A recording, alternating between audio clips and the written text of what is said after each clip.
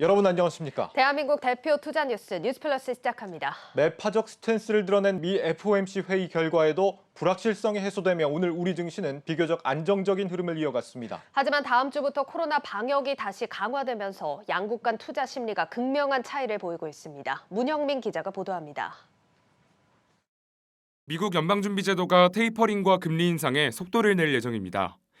우리 시각 16일 새벽 열린 FOMC 회의 결과 테이퍼링 규모를 늘려 종료 시점을 내년 3월로 앞당기고 기준금리는 내년 3차례 인상될 수 있다고 시사했습니다. 긴축의 속도는 더욱 빨라졌지만 시장은 오히려 불확실성 제거에 환호하는 분위기입니다. 미국 다우존스 지수와 S&P 500 지수는 1%대, 나스닥 지수는 2%대 상승 마감했고 우리 증시 또한 오름세를 보이며 장을 마쳤습니다. 하지만 코로나19 확진자 폭증으로 방역 강화라는 변수가 재차 불거지면서 국내 증시를 둘러싼 우려감은 다시금 커지고 있습니다. 네, 미 연준의 테이퍼링 속도는 당초보다 2배가량 빨라질 것으로 전망이 되고 있습니다. 이에 따라 테이퍼링 완료 시점은 당초 계획했던 내년 6월이 아닌 내년 3월로 앞당겨질 전망입니다. 이후 기준금리 인상도 단행할 계획인데요. 내년 3차례, 또 내후년 2023년에도 3차례, 2024년에는 2차례의 기준금리 인상을 단행할 계획입니다. 이 계획대로라면 현재 0에서 0.25%의 기준금리는 2024년 말이면 2에서 2.25%까지 늘어날 것으로 보입니다. 문 기자, 긴축 속도는 이렇게 빨라졌지만 시장 예상치랑 부합하는 발표가 나오면서 간밤 뉴욕 증시는 상승폭을 키운 반면에 우리 시장은 좀 힘이 빠지는 모습이었죠. 네, 맞습니다. FOMC 결과 발표 이후에 이 불확실성이 해소가 되면서 미국 3대 지수는 일제히 반등에 성공을 했는데요. 이를 두고 증권업계에서는 이 시장에 충격을 주지 않을 만큼, 즉 계획했던 예상했던 만큼의 이 결과가 나오면서 반등하는 분위기가 형성됐다고 설명했습니다. 이어 내년 금리 인상 횟수는 내년에 고민할 내용이라면서 이 불확실성 소멸로 당분간 금융시장은 긍정적인 방향으로 움직일 것이라고 덧붙였습니다. 다만 우리 증시는 뉴욕 증시만큼의 강한 상승세를 보여주지는 못했습니다. 이 코스피 지수는 전 거래일보다 0.80% 상승한 3013.26에, 또 코스닥 지수는 0.95% 오른 1013.05로 장을 시작을 했지만요. 하지만 장 마감까지 상승폭을 다소 줄이면서 각각 0.57%, 0.43% 상승하며 마감을 했고요. 결국 뉴욕 증시와 비교하면 상승폭이 작았던 것으로 보입니다. 불확실성이 해소된 건 양 시장 모두 마찬가지로 좀 적용이 됐겠지만 우리 시장은 특히 오늘 정부가 발표한 거리두기 강화 조치가 영향이 있었죠.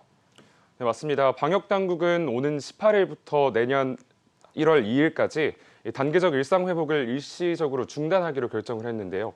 정부는 사적 모임에 대해 4인 이하 또 9시에서 10시 이전까지라는 강력한 방역 정책을 발표했습니다.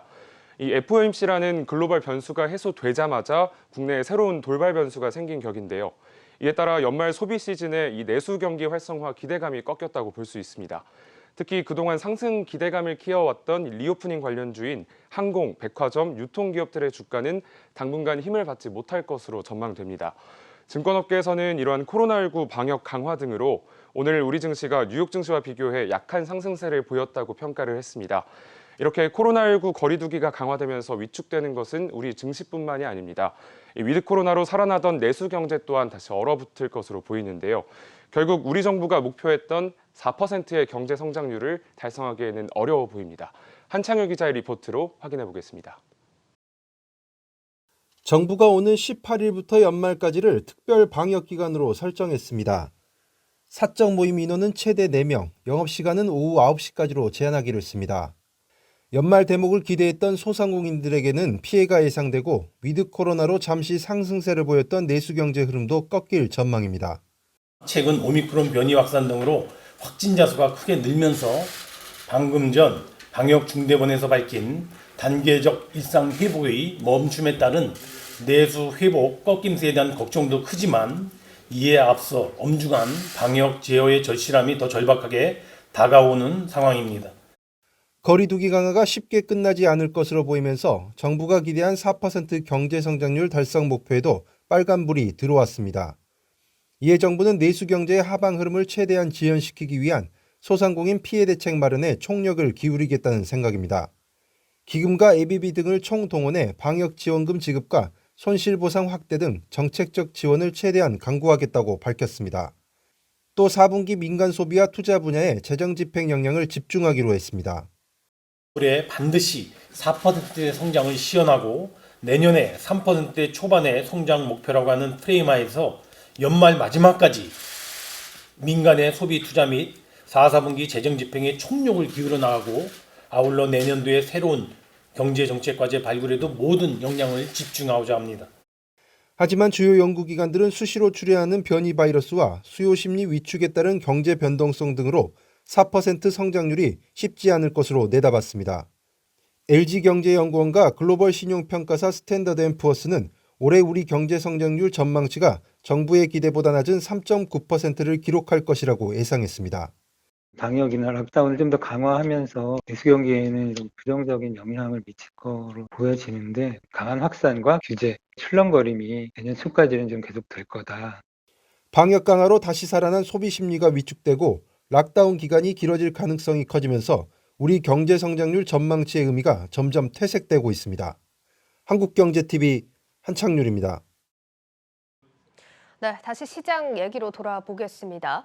예, 문 기자, 미국과 한국장의 온도차가 다시 한번 발생했습니다. 이전부터 사실 이런 디커플링 현상이 꾸준히 우려로 지적돼 오지 않았습니까?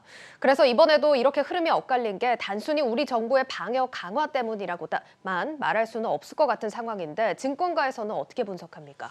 앞서 살펴본 코로나19 방역 이슈는 물론이고요. 달러화 강세 등 미국이나 한국의 증시 디커플링 이유는 많겠습니다만 이 증권업계에서 입을 모아서 평가하는 주된 이유는 바로 이 공급망 차질인데요. 코스피 시가총액 상위 종목 대부분이 삼성전자, SK하이닉스, 현대차 등 제조업에 치중이 돼 있습니다. 이렇게 코스피 시총 상위 종목의 60% 가까이가 경기 민감 업종, 또 IT 업종, 그리고 자동차 등 이 공급망 차질과 관련된 업종인 반면 이 미국의 S&P 500 지수의 경우에는 그 비중이 28.8%로 낮은 수준이었습니다. 따라서 공급망 병목 현상 장기화가 안정화돼야만 이 뉴욕 증시와 우리 증시 간 디커플링 현상이 해소가 되고 또 박스권에 머물렀던 이 코스피가 3,000선을 넘어서 그 이상으로 돌파할 수 있을 것으로 보입니다. 예, 미국 시장은 내수 소비가 경제를 움직이고 우리 시장은 수출이 주도를 하고 있다는 차이가 있기 때문에 이 공급망 병목 현상 안정화가 되어야 우리 시장 상승을 기대해 볼 수 있겠습니다. 자, 그러면 현재 상황에서 우리 시장 투자자들은 어떤 업종에 관심을 가지는 게 좋을까요? 네, 증권업계는 이 현 상황에서 외국인 투자자의 매수세가 몰리는 종목과 업종을 좀 주목할 필요가 있다고 조언을 했는데요. 외국인은 이달 들어 코스피에서 약 2조 1,000억 원 이상을 순매수했는데요. 특히 삼성전자와 SK하이닉스를 각각 2조 7천억 원가량, 1조 400억 원가량을 순매수했습니다. 이에 따라 삼성전자와 SK하이닉스는 이달 들어 8%대 이상의 상승률을 보여줬고요. 이들 기업을 포함한 이 반도체 IT 업종으로의 투자 쏠림 현상은 당분간 지속될 것으로 보입니다. 증권업계는 이 밖에도 자동차 업종과 금융업종을 꼽았는데요. 이 자동차 업종은 반도체 수급난 이슈 완화로 인해서 이 판매나 수급이 좀 개선이 될 것이라는 전망이 있었고요. 또 금융업종은 금리 상승기에 따른 실적 확대가 기대된다며 이 주가에 기대감이 반영될 수 있다고 설명했습니다. 예, 증권부 문형민 기자와 현재 시장 상황 짚어봤습니다. 문 기자 잘 들었습니다. 감사합니다.